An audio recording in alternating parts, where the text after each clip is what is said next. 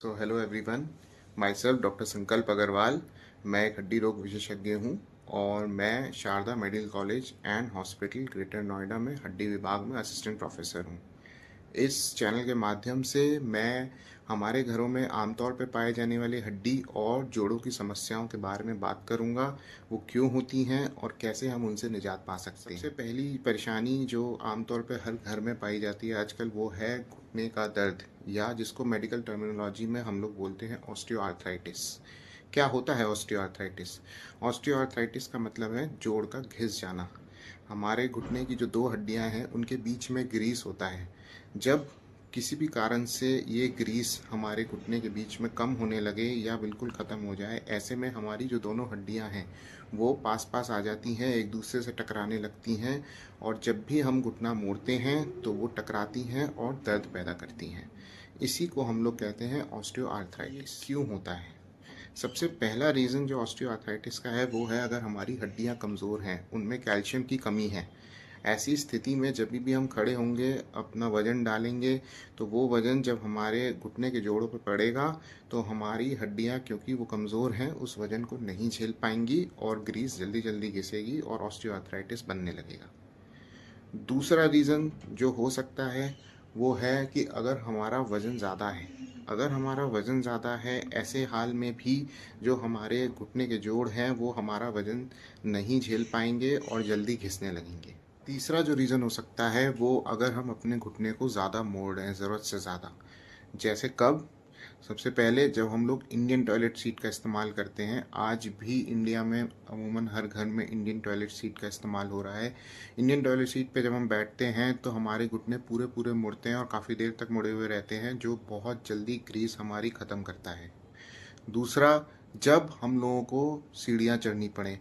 कई लोगों को कई मंजिल सीढ़ियाँ चढ़नी पड़ती हैं, कभी काम पे जा रहे हैं तब, या घर पे जो हाउसवाइफ्स होती हैं उनको छत पे जाके कपड़े सुखाने हैं, दिन में 4-5 चक्कर कम से कम सीढ़ी चढ़ने के हो जा रहे हैं। ऐसी स्थिति में भी घुटने जल्दी खिंचते हैं। तीसरा, जब हम लोग आलती पालती मार के बैठते हैं, हम कभी खाना खा रहे हैं, घर में बैठे हैं, सबसे बातें कर रहे हैं, बेड पे ज़मीन पे बैठे हैं, आलती पालती मार के बैठते हैं, हमें एहसास नहीं होता, बहुत देर तक बैठे रहते हैं। कई बार कई लोग पूजा करते हैं, उस समय भी बैठते हैं। तो इन सब से भी ऑस्टियोआर्थराइटिस जल्दी से बढ़ता है।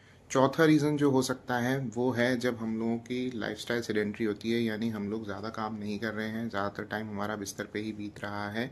ऐसे में जो हमारी मांसपेशियां हैं उनको ज़्यादा एक्सरसाइज नहीं मिल पा रही है, और पड़े पड़े वो मांसपेशियां हमारी कमज़ोर होने लगती हैं, और फिर ऐसे में जब हम चलते हैं तो हमारी बॉडी का जो वज़न है वो मांसपेशियां नहीं ले पाती हैं, और वो सारा का सारा वज़न हमारे हड्डियों पर आता है। तो हम लोगों ने जाना कि ऑस्टियोआर्थराइटिस किन कारणों से हो सकती है। अब हम लोग बात करते हैं कि इसको हम लोग कैसे रोक सकते हैं, या हम लोग कैसे इसका घर पे ही इलाज कर सकते हैं।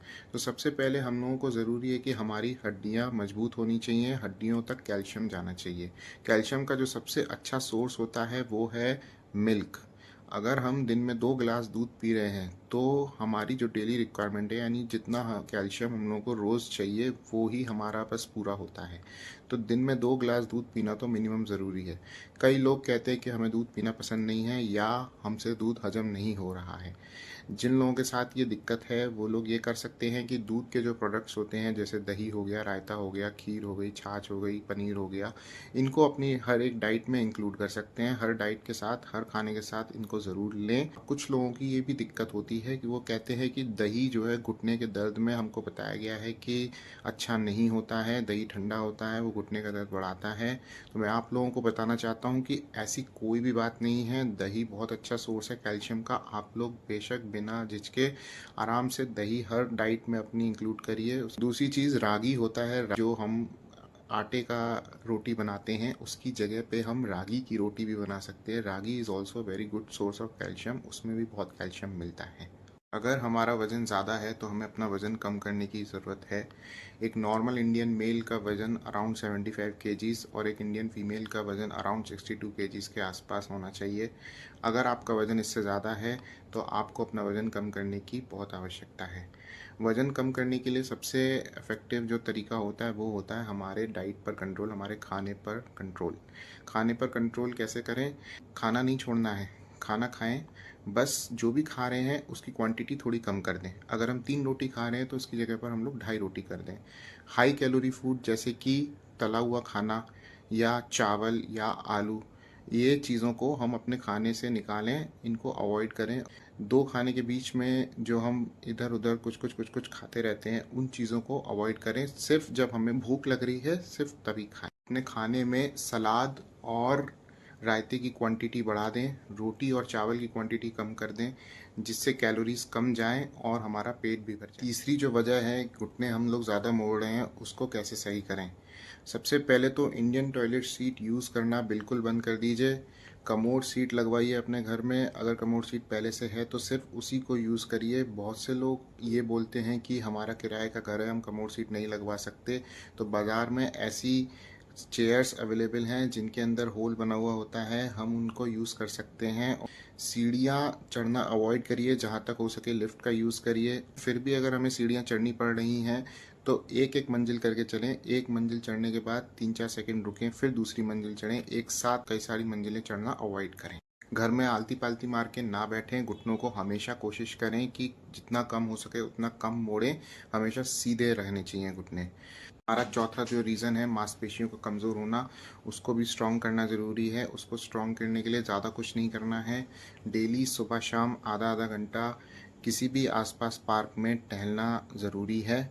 सिर्फ आधा घंटा टहलने मात्र से ही हमारी मांसपेशियां मजबूत रहेंगी। उससे हमारा वज़न भी कम होने में हमें सहायता मिलेगी। बहुत से लोग ये करते हैं कि टहलने गए तो इतना टहल रहे हैं कि घुटना दर्द करा ले रहे हैं। याद रखिए, इतना ज़्यादा नहीं टहलना है। आधा घंटा डेली सुबह शाम इज़ इनफ। इसके अलावा कुछ घुटने की एक्सरसाइजेज होती हैं जो हमारे घुटने की मांसपेशियों को मजबूत करने में हमारी हेल्प करती हैं। इन एक्सरसाइजेज को हम घर पे कर सकते हैं। उसका अगले वीडियो में मैं बताऊंगा कौन कौन सी एक्सरसाइजेज हैं और उनको कैसे करना है। अगर हम लोग ये सब चीज़ें फॉलो करें तो घर में ही इस बीमारी को हम लोग आगे बढ़ने से रोक सकते हैं। हमने जाना ऑस्टियोआर्थराइटिस क्या है, उसके क्या क्या कारण हैं और कैसे उन कारणों को हम दूर कर सकते हैं। अगले वीडियो में मैं बात करूंगा कि ऑस्टियोआर्थराइटिस की कितनी स्टेज होती हैं और हर स्टेज का क्या इलाज होता है और हम क्या एक्सरसाइजेस कर सकते हैं जिससे कि हमारे घुटने स्वस्थ और तंदुरुस्त रहें। धन्यवाद।